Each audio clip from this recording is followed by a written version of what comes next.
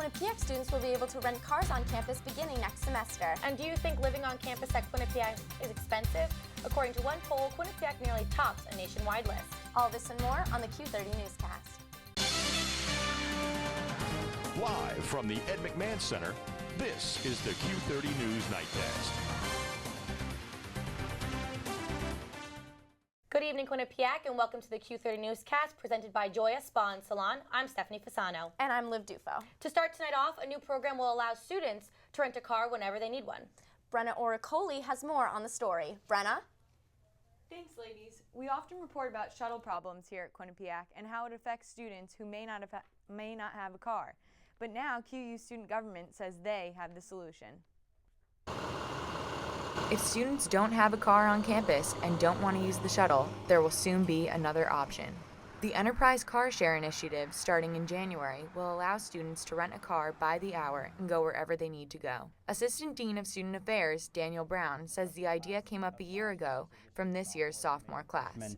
And we all know that our first-year students aren't permitted to have cars on campus, and they wanted some options that were not just on the shuttle route. Sophomore class president Chris Desolitz says the program is open to the student body, but the main focus is on freshmen. When we were freshmen, we said, okay, if I want to go to Walmart for 20 minutes, the shuttle runs on an hour loop.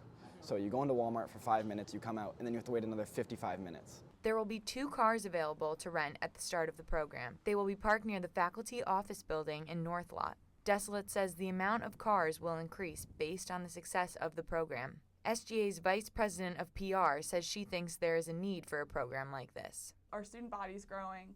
And there's also upperclassmen without cars on campus, and they also have needs. We do have a great shuttle system that goes to the regular places, but students do need to go other places other than the typical shuttle stops. There are some concerns about this initiative, however, because of the amount of freedom students will have when they rent the car. We really hope students are smart enough not to drive the totes.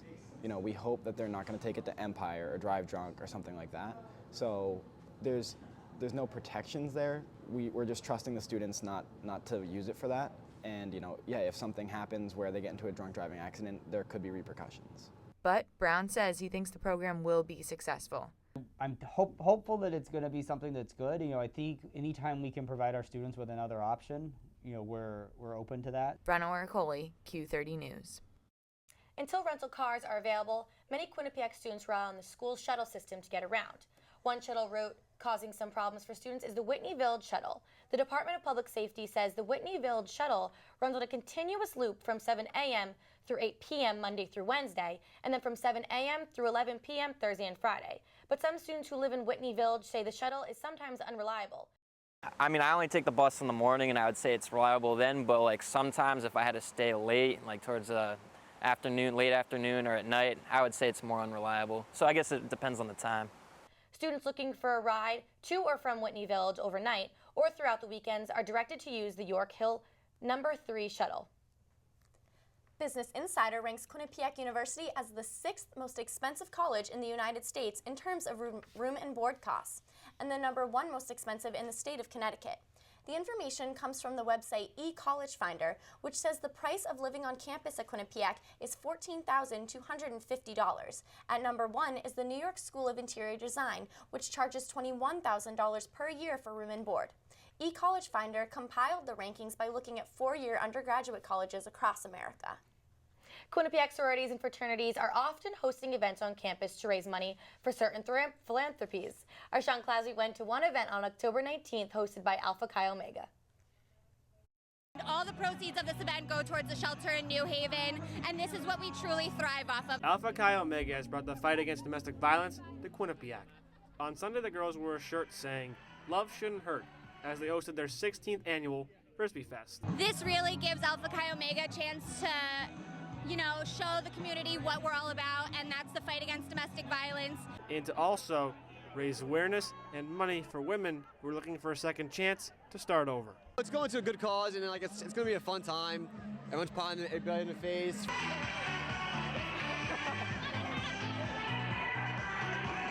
And some students felt that was the best part of the day. This is great. Favorite part. It's pie in the face face, but it's for a good charity. It's good for people. It's fun. Shoving a pie in someone's face is fun. However, according to the girls of Alpha Chi Omega, today is special not only because they're having fun, but they're keeping a fallen sister's memory alive. We actually do this event in honor of one of our fallen sisters, Elizabeth Purnell, who was killed in a domestic violence dispute in 1998. Her parents come every year, and we've been doing it for 17 years ever since. Alpha Chi Omega hopes to surpass last year's total of $25,000 raised. They will find out how much money they raised on this Sunday. I'm Sean Clasby, Q30 News. This past weekend, Theater for Community at Quinnipiac put on a production of 9, the musical. The musical, which focuses on a film director struggling through a midlife crisis, was directed by performing arts faculty member James Noble. Each of the performances in Quinnipiac's Buckman Theater sold out during the show's run from October 16th to the 19th. Quinnipiac's Department of Athletics and Recreation will host the 18th annual Bobcats Madness on Friday, October 24th. The yearly event kicks off Parents and Family Weekend at Quinnipiac and brings together the school's athletic teams and spirit groups for a pep rally in the TD Bank Sports Center. The night spotlights the beginning of the men's and women's basketball season and includes performances from Quinnipiac's dance teams, cheerleaders, and the Q Pep Band. Admission is free for students and families, and the celebration kicks off at 7 p.m. Still to come on the Q30 Newscast, our very own Tom Albanese takes a look at texting and driving in Connecticut. Plus, a look at the top headlines from around the world with our own Julia Timpanero. And fall is here, so stay tuned because coming up I will have more details later on in the show. Welcome to Joya Spa and Salon in Hamden. Whether you want a new look or the perfect wedding day hair, come to us for complete hair and nail care, cuts, styles, updos, extensions, and beautiful dimensional hair color, as well as manis and pedis, acrylics, gels, and shellac. Treat yourself to a facial, a peel, or microdermabrasion. Relax with a variety of massage techniques, including Swedish and hot stone massage. Joya Spa and Salon. Call today.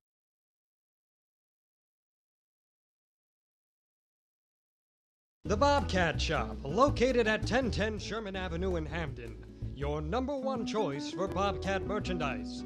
The Bobcat Shop features 2 floors of countless styles and colors. With a full 19,000 square foot screen printing and embroidery operation on the premises, Campus Customs and Simplify can design and decorate any garment or promotional product as quickly as needed. Stop in and say hi.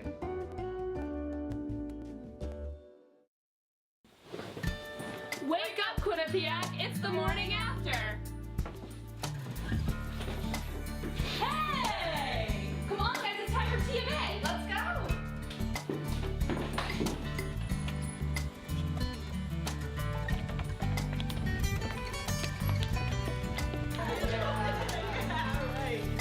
What's the morning after? Mondays at 10, only on Q30! And we have a back to his Hollywood. This is my mom.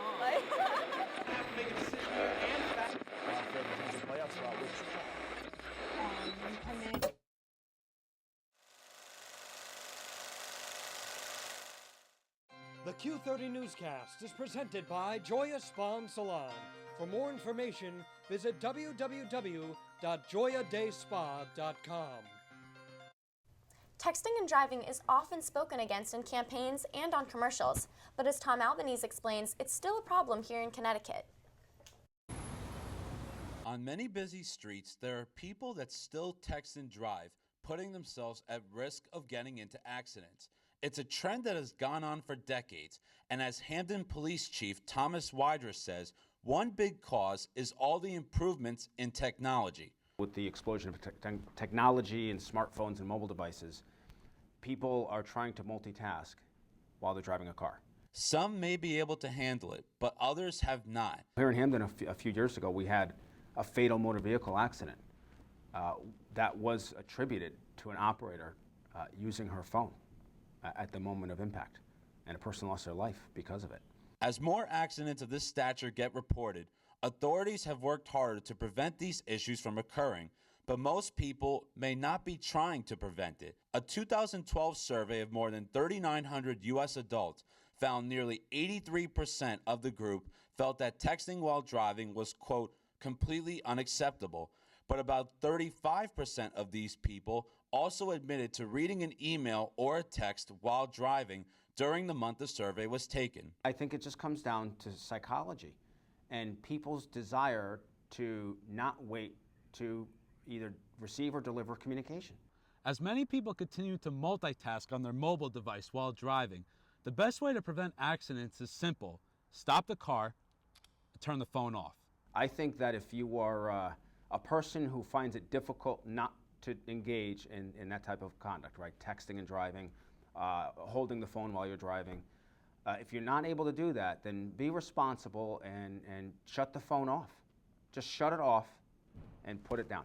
But some Hamden residents, including Chris Mateo, still text while driving because of the state's laws. I don't think that the state laws or any of the laws need to be strict. I think the laws are great, but I think they need to enforce the laws, because if you're not afraid of a law, then you're not afraid of getting caught because you know it's not enforced. There's more work to be done. Wydra is hoping that the situation improves. I hope we get a lot better in the future.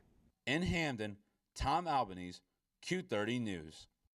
A suspicious phone call to Hamden High School led to an evacuation early on Wednesday. Police say someone called the school, threatening that there was a bomb and it would go off soon. Students were moved from the school to the football field and eventually the local hockey rink as a precaution.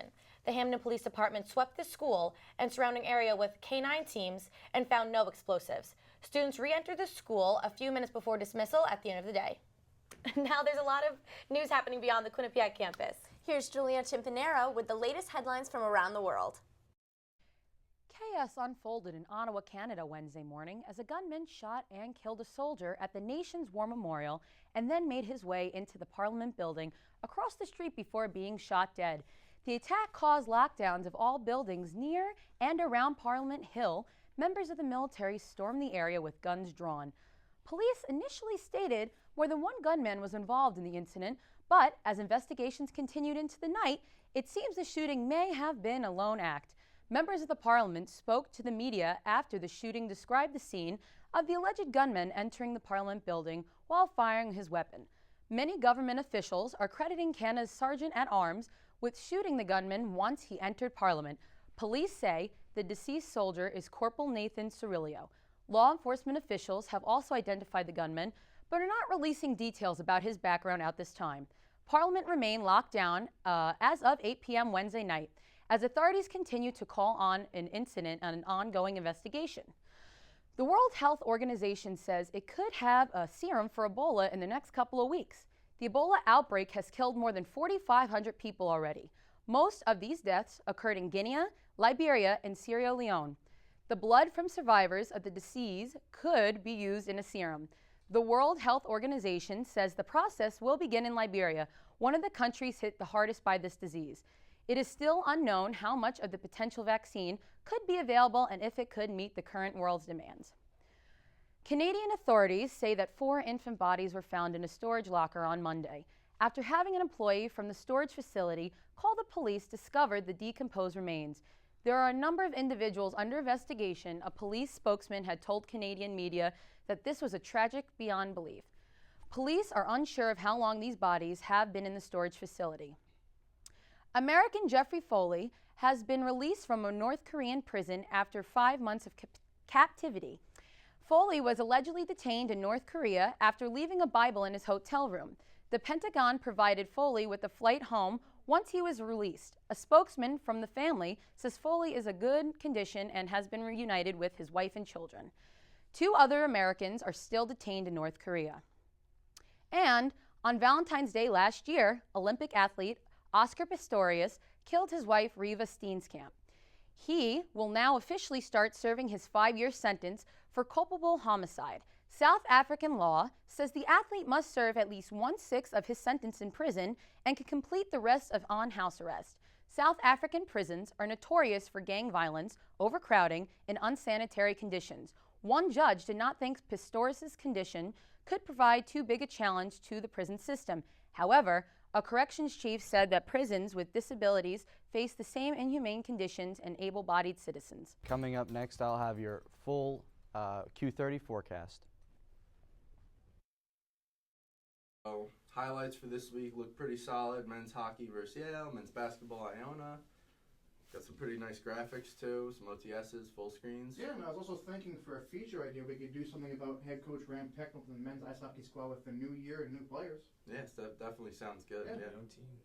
Wait a minute. Where's Mike? What's up, guys? Sorry I'm late. What are you doing? What? Freshman. Welcome to A Sheer Sensation, North Haven's premier cosmetology service, located at 140 Washington Avenue, minutes from Hamden. We offer an array of services, from basic cuts and colors to lash extensions and formaldehyde-free keratin treatments. We also provide hair chalk and styling for men. When you spend $60, your Q card will get you 10% off. Call us at 203-239-6477 to make your next appointment at A Sheer Sensation.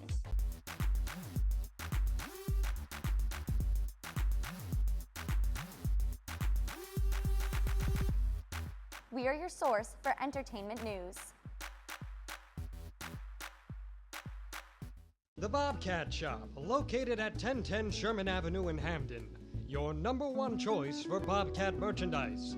The Bobcat Shop features 2 floors of countless styles and colors. With a full 19,000 square foot screen printing and embroidery operation on the premises, Campus Customs and Simplify can design and decorate any garment or promotional product as quickly as needed. Stop in and say hi.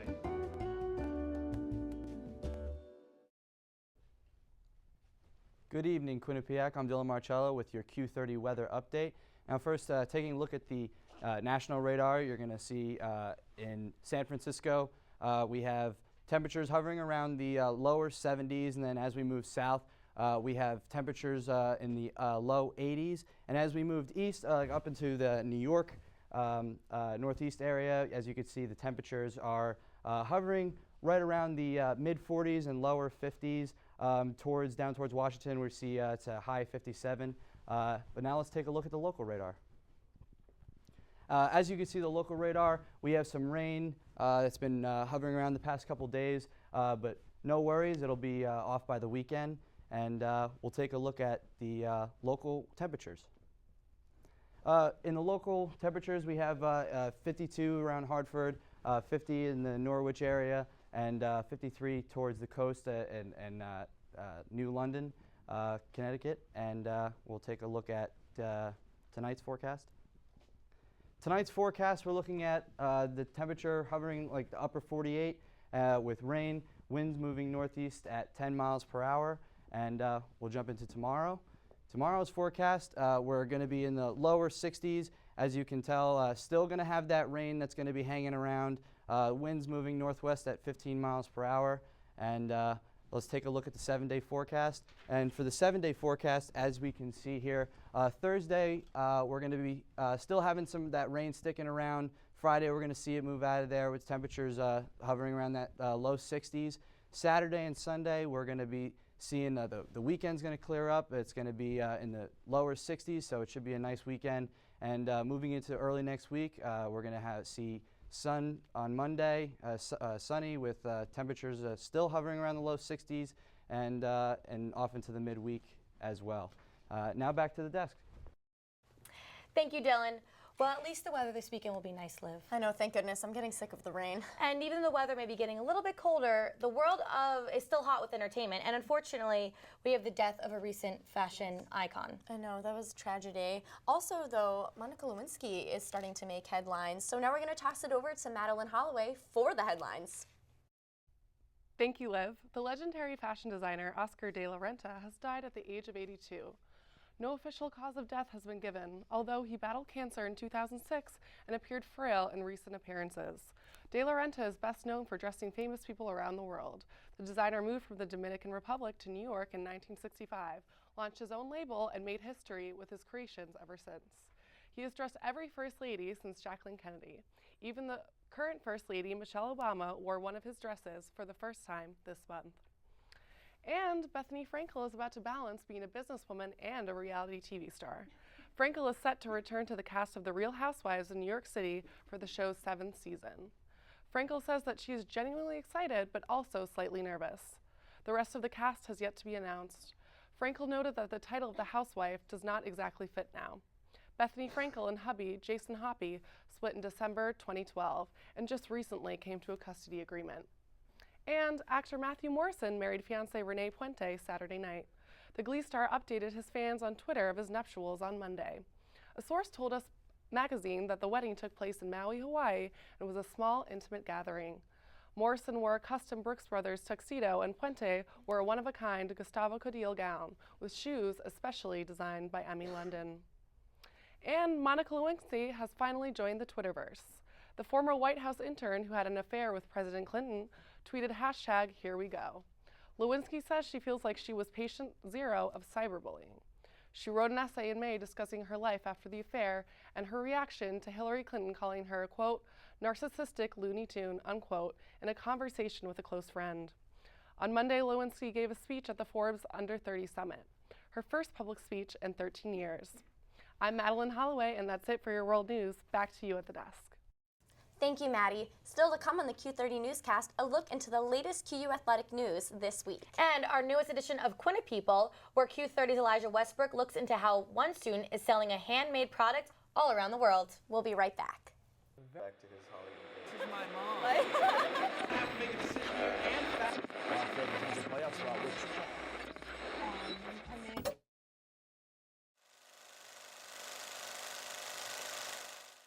Welcome to A Sheer Sensation, North Haven's premier cosmetology service, located at 140 Washington Avenue, minutes from Hamden. We offer an array of services, from basic cuts and colors to lash extensions and formaldehyde-free keratin treatments. We also provide hair chalk and styling for men.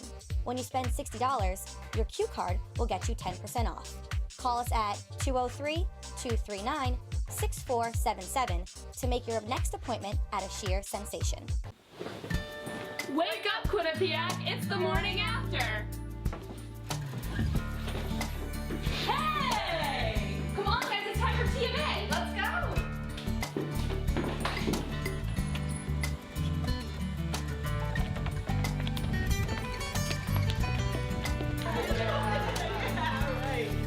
What's the morning after? Mondays at 10, only on Q30!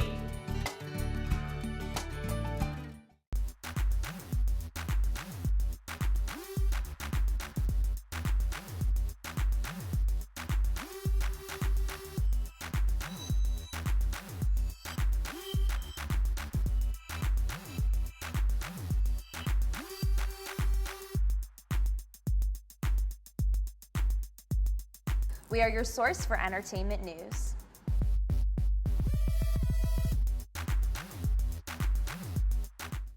The Q30 Newscast is presented by Joya Spa and Salon.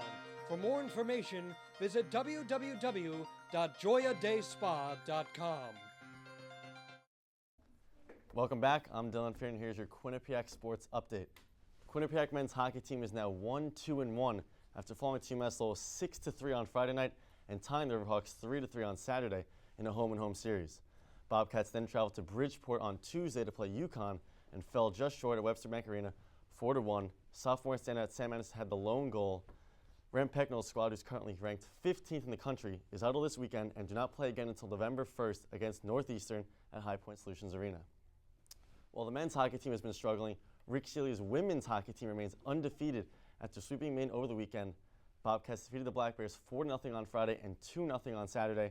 Senior goaltender Chelsea Layden now has 4 shutouts to start the season, and she leads the nation in save percentage, shutouts, and goals against average. Bobcats take the ice again this Friday with a road matchup against New Hampshire. The puck is set to drop at 7 p.m. Shifting from the rink to the field, the men's soccer team missed a big opportunity today, dropping 2 crucial points in a 1-1 tie with Manhattan. The Bobcats opened the scoring less than 2 minutes in, thanks to Michelle Baker's 7th goal of the year. But with 12 minutes to go, the Jaspers equalized to earn a point on the road. Coming into the game, Manhattan was just 1-9 on the year. Quinnipiac remains undefeated in MAC play, though, with a 3-0-3 record. Bobcats take the pitch again this Saturday at St. Peter's. The field hockey team recorded its first ever shootout victory Sunday, defeating Bryant 3-2 after being deadlocked at 2 for 100 minutes. Bobcats and Bulldogs headed for the shootout, and in it, both teams went back and forth until senior Megan Osange put one past Bryant goaltender Megan Hancock. Bobcats remain undefeated in MAC play with a 2-0 record and are currently on a 7-game winning streak. They head the next field hockey game is Friday, against Ryder at home. The women's rugby team went back to its winning ways after thrashing Eastern Illinois 64-8 on Saturday. Just like always, the Bobcats were led by two-time All-American Natalie Costco, who had 5 tries and 1 assist. Quinnipiac bounced back nicely after losing 2 straight to Norwich and BYU, improving to 3-2. The next game is Saturday at noon against Eastern Michigan. Guys, a lot happened this past week, and it only gets more intense with a lot of conference foes coming to town. This has been your Quinnipiac Sports Update. I'm Dylan Fearon. Back to Liv and Stephanie. Thank you so much, Dylan. Ever want to make money on the side while still staying in school? One student here at Quinnipiac is doing just that and is making a business based on a hobby she has. In this week's edition of QuinniPeople, Elijah Westbrook sat down with senior Katie Uricchio and discussed her online business that is thriving around the country. Many can relate that college isn't cheap. Most students here in this country have to either apply for scholarships, financial aid, and even get a part-time job on the side in order to pay for school. What if there was a way you could stay in school by selling something you love? What if you could make a hobby out of it? A pen, paper, and an idea is all one student needed to start her own online business. What kind of online business, you may ask? Someone suggested I open an Etsy shop, and that's where it kind of all got started. Yup, that's right. Senior Katie Uricchio started her own Etsy shop, and she's making enough money to, well, let's say not be known as the broke college student. Since the start of her business in 2013, she has sold close to 650 designs and creations to over 40 states around the country. She even has a map in her room where she highlights the states she has sold to. Some of the hard states, like the Northwest, I'm still trying to get Hawaii, so if you know anyone, let me know. I'd like to get that state. Katie is a full-time nursing major and has to balance her class schedule with managing her own website. If I have midterms and finals coming up, I don't want to be, having to chit-chat with all of the different, people about orders. So I'll just put my shop on vacation. If they message me, I'll say, I'll get back to you. Katie determines her prices based on the raw materials needed as well as the time it takes to make the item. She promotes her items through a business Instagram page that she has found to be very successful with over 4,000 followers. But where does Katie see her business going in the future? That's still something I can continue to do. I can continue to paint on my days off, and it's kind of just that little bit of extra money that I can use for whatever I see fit, and I can still do what I love. Here at Quinnipiac University, I'm Elijah Westbrook, Q30 News. And that'll do it for this week's edition of the Q30 Newscast. Stay connected with our news team throughout the rest of the week by visiting our Facebook page and following us on Twitter at Q30 News. And be on the lookout for the Q30 News Weekly Digest, which airs this Friday. Thank you for watching and have a good night.